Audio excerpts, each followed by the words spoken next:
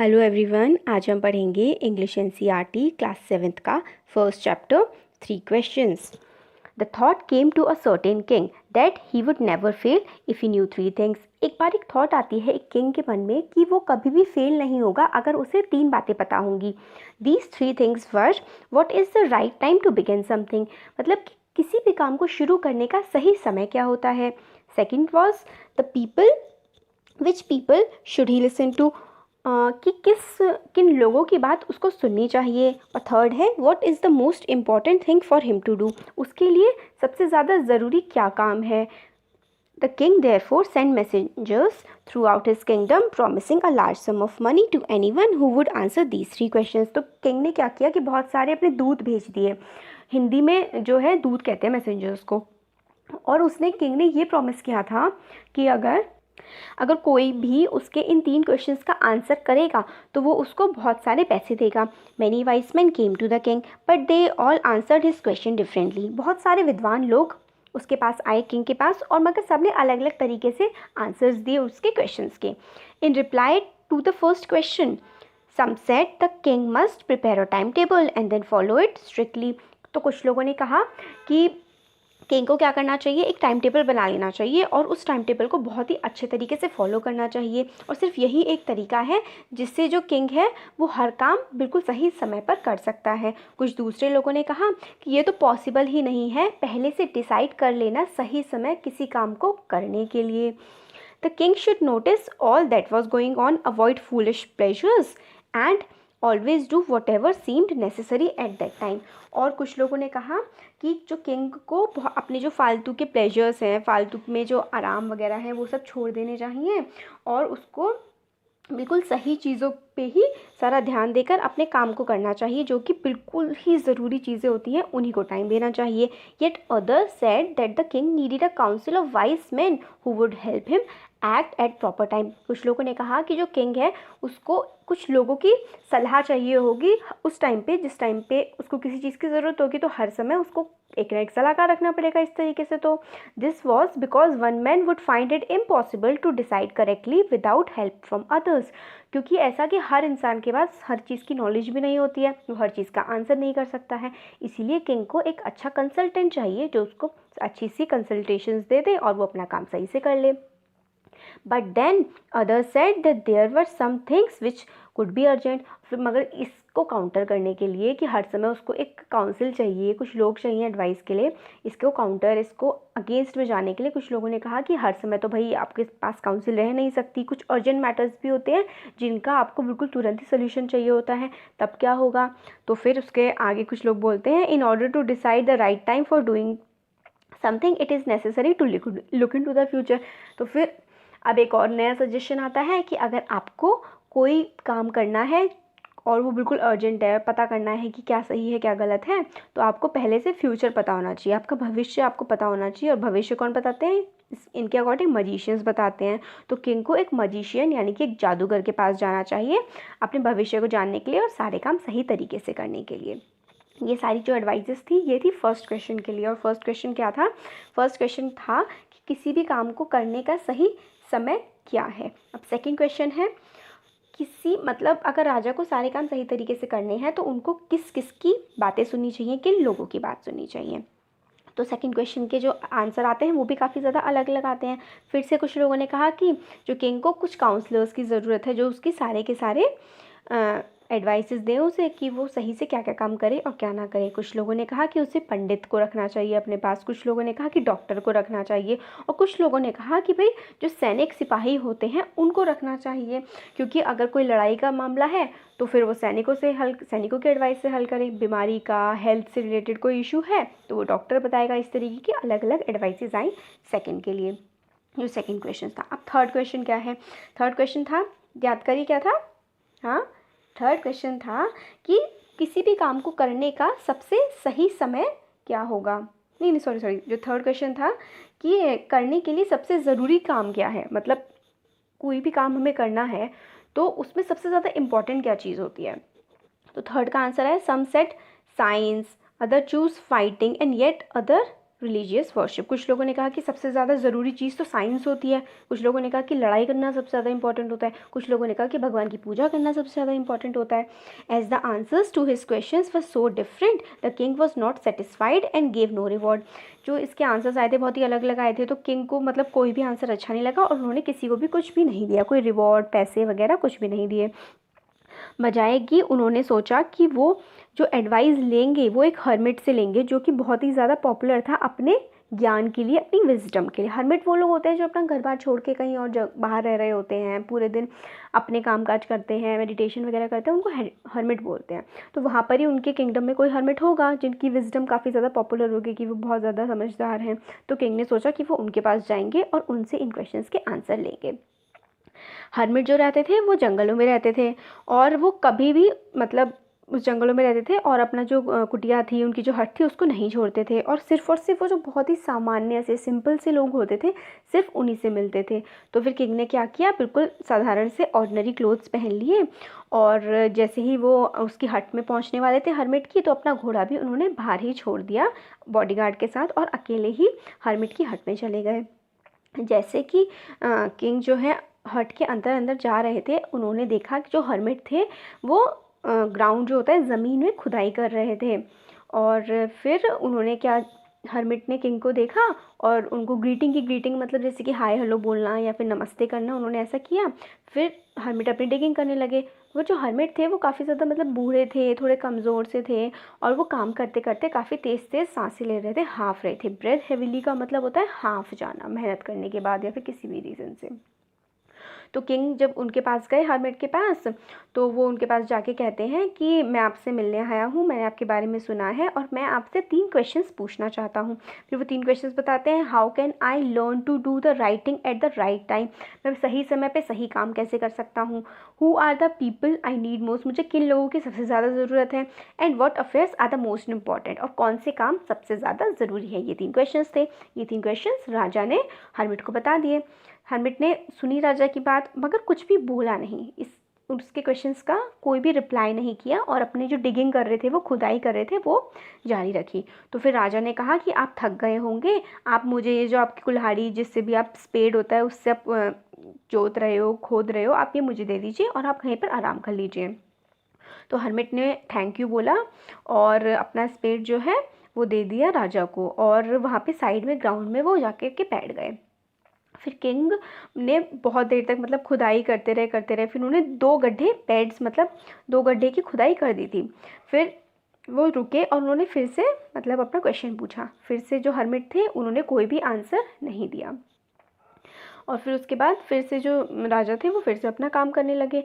फिर वो उनसे कहते हैं हर्मिट राजा से कि अब आप रेस्ट कर लीजिए और मैं काम कर लेता हूँ, मगर किंग ने नहीं दिया उनको स्पेड और खुद ही जो है ग्राउंड को वो डिग करते रहे। 1 घंटा पास हो गया, उसके नेक्स्ट वाला घंटा भी पास हो गया और जो सूरज था वो अब डूबने लगा था, मतलब लिखा है बिहाइंड द ट्रीज, टी लोग जो पेड़ हैं उनके पीछे जाने लगा था।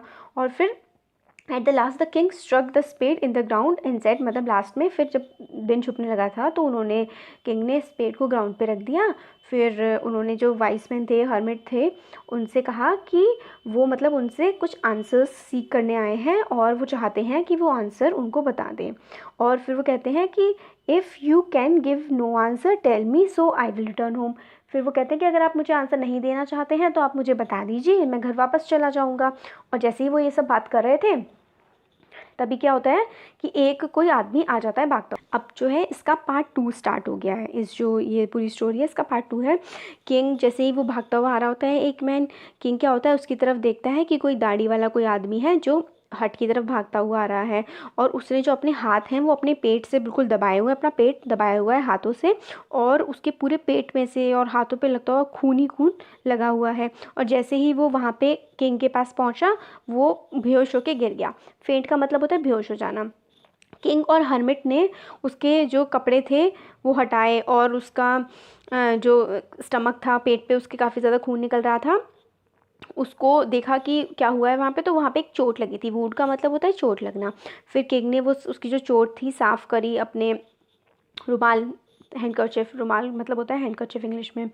और फिर जो वो ब्लड था वो रुक नहीं रहा था, फिर उसने दोबारा से और दूसरे कपड़ों से उसको दबाया और मतलब पूरी तरीके से कोशिश की कि जो ब्लीडिंग है, जो खून निकल रहा है, वो रुक जाए। और फाइनली वो रुक गया। और अब मैन जो था वो उसको थोड़ा थोड़ा बेटर लग रहा था और फिर उसने पानी के लिए कुछ मांगा। किंग ने उसको ताज़ा पानी दे दिया। और फिर इस टाइम तक तो सन था ना वो पूरा का पूरा छुप चुका था और हवा ठंडी हो गई थी।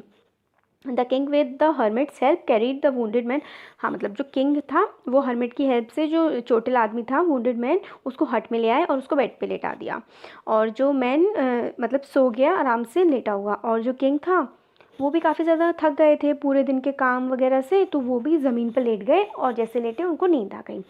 और जब वो उठे कुछ टाइम बाद, उनको मतलब जब सुबह उठे तो उनको कुछ भी याद नहीं रहा। मतलब एकदम से उनको लगा कि ये मैं कहाँ आ गया हूँ कुछ मिनट्स के लिए। फिर थोड़ी देर में मतलब उनको हाँ आया कि हाँ मैं आया था और ऐसा ऐसा उनको ध्यान आ गया। फिर जो बियर्डेड मैन था वो बेड पे लेटा हुआ था जिसको चोट लगी हुई थी, वो एकदम से किंग से कहने लगता है मुझे माफ़ कर दीजिए, मुझे माफ़ कर दीजिए। बहुत ही हल्की सी आवाज़ आती है और किंग की मतलब इसी बात से नींद खुलती है, हल्की सी, कि मतलब कौन बोल रहा है। तो फिर कि वो कहते हैं कि किंग उनसे कि आप किस बात के लिए माफ़ी मांग रहे हैं, मुझे नहीं पता है। तो फिर वो जो वुंडेड मैन होता है वो कहता है कि आपको नहीं पता, आप मुझे नहीं जानते हैं, मगर मैं आपको जानता हूँ और मैं आपका मतलब मैं आपको दुश्मन मानता था और मैंने ये कसम खाई थी कि मैं आपसे बदला लूँगा, क्योंकि आपने मेरा जो भाई है उसको मतलब मरने का आदेश दे दिया था, उसको मारने का डेथ सेंटेंस दे दिया था और हमारी जितनी भी सारी प्रॉपर्टी थी उसको आपने अपने सीज़ कर लिया था, मतलब हमसे वापस ले लिया था।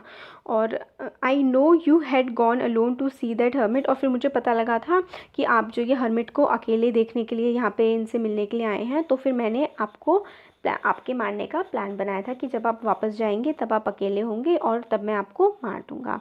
मगर क्या हुआ कि पूरा का पूरा दिन बीत गया और आप वापस नहीं आए। तो जहाँ पर मैं छुपा हुआ था उस जगह से मैं वापस निकला और जैसे ही मैं वापस निकला तभी आपके बॉडीगार्ड्स ने मुझे पहचान लिया और मुझ पर हमला किया, जिसकी वजह से मेरे को इतनी चोट लग गई। मगर मैं वहाँ से बच निकला और मैं मर जाता अगर आप जो मेरी ये चोटें हैं इनको ड्रेस करके मतलब मुझे अगर ठीक ना करते तो मैं मर जाता। मैं तो आपको मारना चाहता था मगर आपने मेरी ज़िंदगी बचाई। नाउ अगर अब मैं जो ज़िंदा रहूँगा तो मैं आपका फेथफुल सर्वेंट मतलब आपका बिल्कुल सच्चा सेवक बन के रहूँगा और मैं अपने बेटों से भी कहूँगा कि वो भी आपकी इसी प्रकार से सेवा करें। फिर वो उससे किंग से माफ़ी मांगने लगता है। फिर किंग जो होता है उसको मतलब काफ़ी ज़्यादा खुशी होती है कि उसने उसका जो एक दुश्मन था वो अब उसका दोस्त बन गया है और एक उसका एनिमी ख़त्म हो गया है उसकी लाइफ से, अब वो उसका एनिमी नहीं रहा है।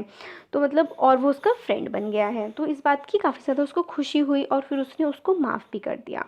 और फिर उसने ये भी उससे वादा किया कि वो अपने सर्वेंट्स को भेजेगा और डॉक्टर को भी भेजेगा उसका ख्याल रखने के लिए। और ये भी प्रॉमिस किया कि वो मतलब जो वुंडेड मैन था उसकी प्रॉपर्टी को भी वापस कर देगा किंग।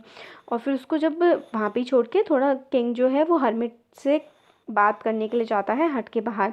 तो before going away he wish once more to get answers to his question. तो जाने से पहले वो एक बार सोचता है कि एक बार फिर से ट्राई कर लिया जाए कि क्या पता जो हर्मिट है उनके मन में आ जाए, मुझे कोई आंसर दे ही दे मेरे क्वेश्चंस का।